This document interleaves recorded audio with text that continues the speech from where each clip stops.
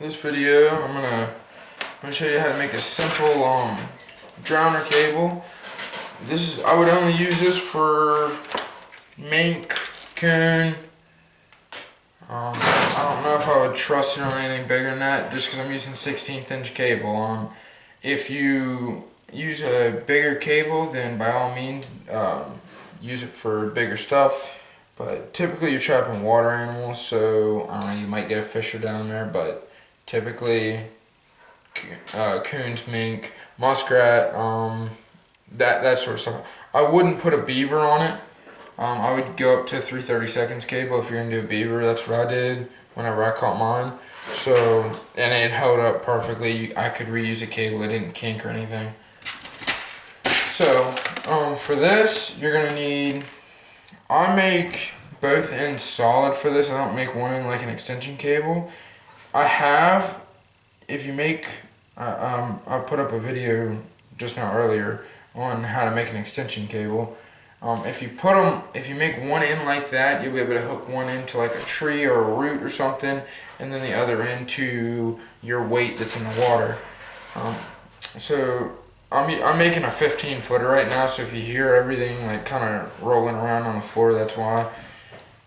So you're just gonna put your double ferrule in there. It doesn't matter how big your loop is. I use S hooks to attach these. I use earth anchors in the ground. I know it's like a whole bunch of overkill, but that's what I do. I just use a either an S hook or a quick link.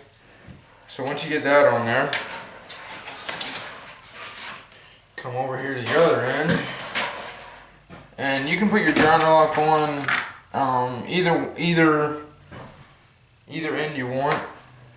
But so your drowner lock can only go one way. You just gotta remember that. So like for this one, I make these myself. It's one of these. I think Berkshire makes them. They're snare locks. I just take them and I put another bend in them and I drill that hole out bigger to accept a J hook. So that way, that's what I attach my trap to. So you put your drowner lock on there. And so the animal will be able to go down here, but whenever they turn, it'll kink up on them. So like, they go and they try to turn around, and now it kinks up. That's essentially the whole point. See, like it won't even go down the cable. You gotta kind of bounce it down, and it only goes about 4 inches at a time. So once you get your drowner lock on there, make sure you put that on before you do this, or else, well, you're gonna have to cut your end off and do it again. So then you can tighten that up the same exact way.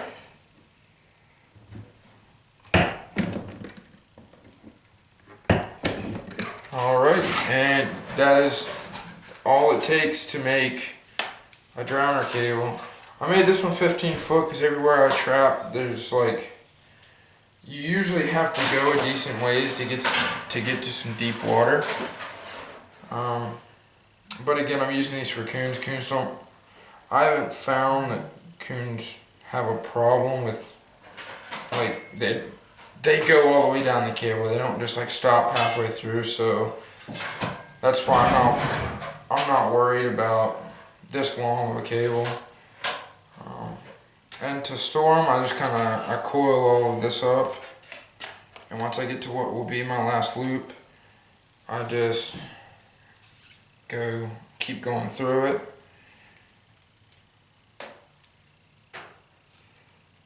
And then just like that, that is a 15 foot, 1/16 cable, drowner cable. That's all there is to it, guys. It's not hard, real easy stuff. I usually keep 1 or 2 of these with me. I don't make that many drowner sets, but like earlier today, I'm setting traps on a different property. It's not my property, and I've finally found a spot in there it's about 3 foot deep. And it looks real good for either mink or coon. So I put one of those in there. I used a rotor, like off of a car, as my weight. Don't want to ask me why I packed it in there. I have no idea, but I did because I thought I would find something like that, and it turns out I did. So it was worth it. But well, it'll be worth it if I catch something, I guess. But yeah, guys, stay tuned. I don't really know what next video is I'm gonna put up. I might remake my video on how to make coon bait. I gotta make some more of that anyway, so I figured I might go ahead and make a video on that.